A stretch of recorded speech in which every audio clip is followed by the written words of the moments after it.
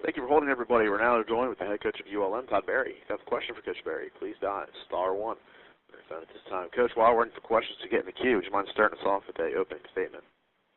Yeah, it was a difficult loss. Congratulations to South Alabama. I thought they really played a hard-fought game.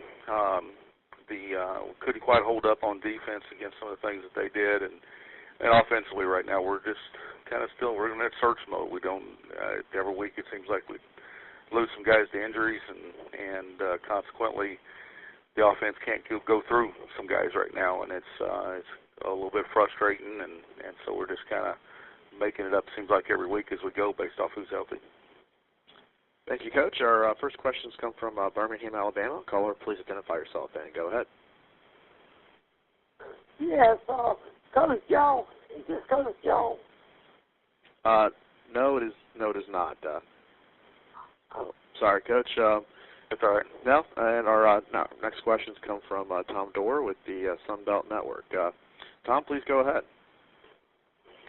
Yeah, Todd, obviously, talking about the injuries on the offense, you guys are way down on wide receivers. It's just obviously difficult. Anybody coming back? What are you looking at right now? What's your thought process this week? Yeah, no, everybody's out for the season, and so we're just kind of all those guys are out, and kind of had some struggles in the offensive line here this last week, and that created some problems for us too, because we basically had to play 5. One of them kind of had to play injured because of some illness, actually, to the backup offensive lineman.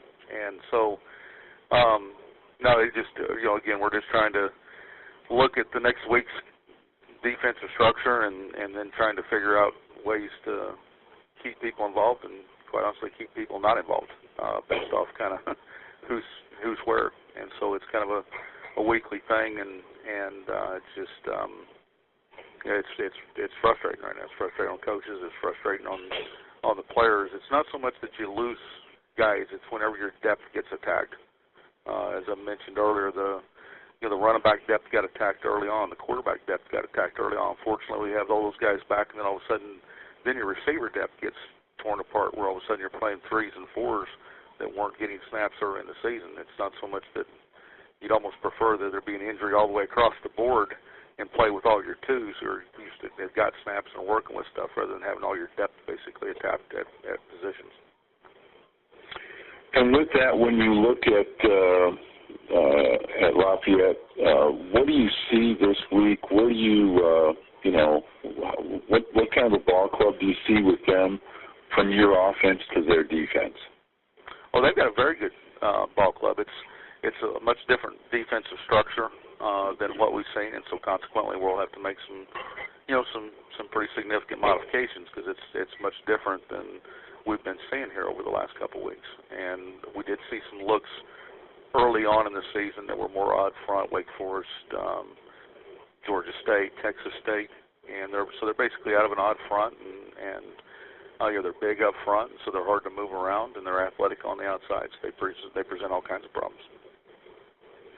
And when you guys are on defense, I know that you like to bring pressure. You like to get after them a little bit.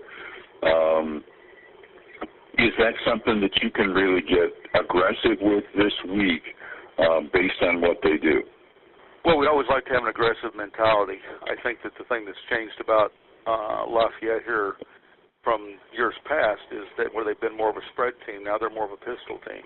And so we've got to look at different things than what we've done in the past against them, just for that, because they are much more of a downhill run team, creating extra gap teams than what they were in the past, which was more of a spread, throw it around, zone read, those type of things. And so, again, we're looking at a different structure than what we've seen from them in the past, and so consequently we'll have to make the adjustments and change things up because of that.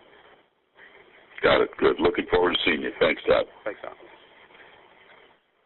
Thank you, Tom. I do appreciate it, and that's all the time we have for you, Coach. Thank you very much for joining us today. You bet. Thank you.